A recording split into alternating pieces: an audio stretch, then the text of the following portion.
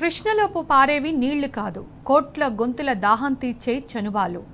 నెర్రెలు బారిన నేలలను తడుపుతూ, మాగాణంలో వరి తరులను తడుపుకుంటూ, జనం దూప తీరుస్తూ సముద్రంలో కలిసే వరకు ఆగకుండా సాగిపోయే జలగీతం కృష్ణమ్మ. అలాంటి తేట తెలుపు కృష్ణమ్మ ఇప్పుడు కాలుష్యం కాటులో చిక్కుకుంది. పాచిపట్టి పచ్చగా తయారైంది. మూసికి మరో రూపంలా మురికి పట్టిపోయింది. తనకు మళ్లీ జవం పోయిందని కృష్ణమ్మ వేడుకుంటుంది ఈ నిర్లక్ష్య పాలకులను.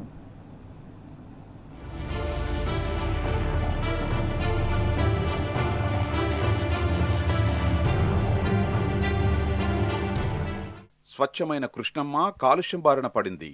తేట గీత లాంటి తేట నీటిలో కంపు పేరుకుపోయింది.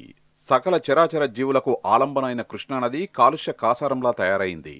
ముఖ్యంగా నల్గొండ జిల్లా దామరచర్ల మండలం వాడపల్లి దగ్గర కృష్ణానది కాలకూట విషంలా కనిపిస్తున్నది. కారణం కృష్ణలో కలుస్తున్న మోసీ నీరు.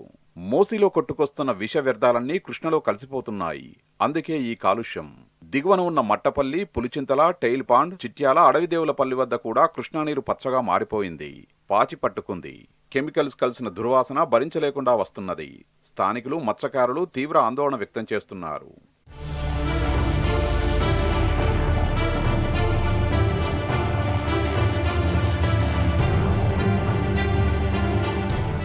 తాగడం సంగతి అటుంచితే కనీసం ముట్టుకోవడానికి కూడా పనికిరానంతగా కృష్ణానీళ్లు కలుషితమయ్యాయి. ఒకటే దుర్వాసన. వికారాబాద్ అడవుల్లో పుట్టి హైదరాబాద్ మీదుగా యాదాద్రి జిల్లాలో ప్రవేశించి అక్కడి నుంచి నల్గొండ జిల్లా వాడపల్లి దగ్గర కృష్ణానదిలో కలుస్తుంది మోసీ. ఈ మధ్యలో ఎన్నో వ్యర్థాలను, రసాయనాలను, చెత్తాచెదారాన్ని కలుపుకొని వస్తుంది. దానివల్ల కృష్ణానది మరో మోసీలా తయారైంది. రసాయన వ్యర్థాలు కలిసి నీరంతా పచ్చగా మారింది. సూర్యాపేట జిల్లాలోని ప్రముఖ పుణ్యక్షేత్రం మట్టపల్లి లక్ష్మీ నరసింహస్వామి ఆలయం వద్ద కూడా కృష్ణానది ఆకుపచ్చ రంగులో కనిపిస్తున్నది. పుణ్యస్నానాలు చేసే పరిస్థితి లేదు.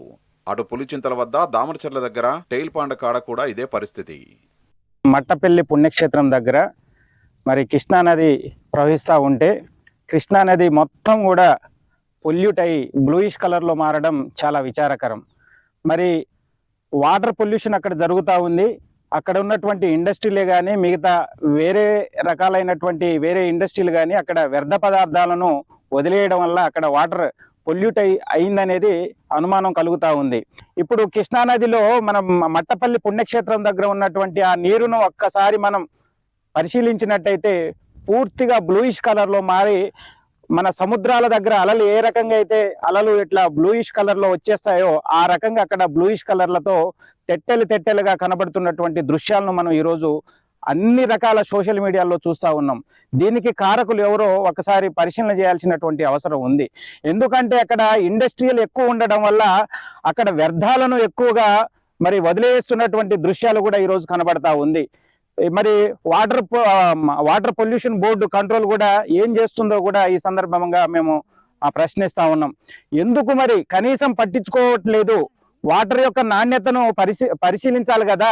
పరిశీలించకుండా కేవలం మరి అక్కడ ఉన్నటువంటి ఇండస్ట్రీలకు తొత్తులుగా వ్యవహరిస్తున్నటువంటి అధికారులు కూడా ఈరోజు కనబడతా ఉన్నారు. పులిచింతల ప్రాజెక్టులో నీరు నిల్వ ఉండడం వల్ల బ్యాక్ వాటర్లో రసాయన వ్యర్థాలు కలుస్తున్నాయి. అందుకే ఆకుపచ్చ కలర్ వచ్చింది నీళ్లకు. కాలుష్య కాసారంలా తయారైన కృష్ణమ్మ తల్లిని చూస్తుంటే ప్రాణం తల్లడిల్లిపోతున్నది. దీనిపై పెద్ద ఎత్తున ఆందోళనలు వ్యక్తమవుతున్నాయి. దాంతో తీరిగ్గా మేల్కొంది ప్రభుత్వం. వాటర్ శాంపిల్స్ సేకరించి ల్యాబ్కు పంపారు. ఆకుపచ్చ రంగు నీటిపై క్షుణ్ణంగా పరీక్షలు జరిపారు. రసాయన కంపెనీల వ్యర్థాలు కృష్ణానదిలో కలవడం వల్లే నీరు పచ్చగా మారినట్టు శాస్త్రవేత్తలు అంచనా వేస్తున్నారు. కృష్ణా కాలుష్యం కారణంగా మేళ్ల చెరువు వద్ద మిషన్ భగీరథ ట్రీట్మెంట్ ప్లాంట్ నుంచి మంచినీటి సరఫరా కొద్ది రోజులు నిలిపివేశారు. 25 గ్రామాలకు భగీరథ నీరు ఆగిపోయింది. ల్యాబ్ నుంచి రిపోర్టు వచ్చిన తర్వాత నిర్ణయం తీసుకుని నీళ్లు వదులుతామంటున్నారు అధికారులు. ఓకేనా? యాక్చువల్లీ ఇది మనకి లాస్ట్ నవంబర్లో ఏపీ సైడు తంగేడు విలేజ్ దగ్గర ఇది అబ్జర్వ్ చేశారు వాళ్ళు. ఇది కెమికల్ ట్యాంకర్స్ వచ్చి ఏదో కలిపారని చెప్పి అబ్జర్వ్ చేశారు. ఇమీడియట్గా వాళ్ళు ఏం చేశారంటే ఈ బ్లూ ప్యాచెస్ ఫామ్ అయిన తర్వాత వాళ్ళు ఏపీ పొల్యూషన్ కంట్రోల్ బోర్డు వాళ్ళు వచ్చి టెస్ట్ చేశారు. టెస్ట్ చేసి వాళ్ళు ఏం చేశారంటే వాళ్ళకి రికమెండేషన్ ఇచ్చారు. ఏమని అది కెమికల్ ట్యాంకర్స్ ఉంటాయి. సేమ్ టైం వాళ్ళు ఏం చేశారంటే వాళ్ళు గవర్నమెంట్ కూడా కలెక్టరేట్ వాళ్ళు పల్నాడు కలెక్టరేట్ వాళ్ళు రాశారు. ఇది నిఘా పెట్టమని చెప్పి ఏం చేసి ట్యాంకర్స్ వస్తున్నాయి. అలాగే దాచేపల్లి దగ్గర ఫార్మాసిటికల్ ఫ్యాక్టరీస్ ఉన్నాయి. వాళ్ళు అక్కడి నుంచి ఏమైనా వస్తున్నాయా లేదా అని అబ్జర్వ్ చేయమని చెప్పేసి వాళ్ళు కూడా సజెషన్స్ ఇచ్చారు. ఇచ్చిన తర్వాత మన వైపు ఏం చేశారంటే 1 వీక్ తర్వాత మన తెలంగాణ సైడ్ లెఫ్ట్ సైడ్ వచ్చింది. ఏది కృష్ణాపురం, ఉగమాధారం అండ్ మట్పల్లి నేను వచ్చిన తర్వాత మేము చూశాక వీళ్ళు మన ఎస్సీ ఆర్డబ్ల్యూఎస్ గారు ఆర్డర్ డిపార్ట్మెంట్స్ వాళ్ళు చెక్ చేశారు. చెక్ చేసిన తర్వాత కొన్నాళ్ళు ఆపారు. వాటర్ ఆపిన తర్వాత మాకు కూడా ఇరిగేషన్ డిపార్ట్మెంట్కి కూడా చూడమని చెప్పారు కలెక్టర్ గారు. డిస్ట్రిక్ట్ కలెక్టర్ ఆదేశాల ప్రకారం వచ్చాము. వచ్చిన తర్వాత ఏమైందంటే చూసిన తర్వాత మేము ఈ ప్రాజెక్ట్ అంతా పులిచింతలంతా ఏపీ గవర్నమెంట్లో. గతంలో పులిచింతల డ్యాం కట్టకముందు నీరంతా నిరంతరం ప్రవహిస్తూ దిగువన ఉన్న విజయవాడ ప్రకాశం బ్యారేజ్ వద్దకు తరలిపోయేది. అక్కడ సముద్రంలో కలిసేది.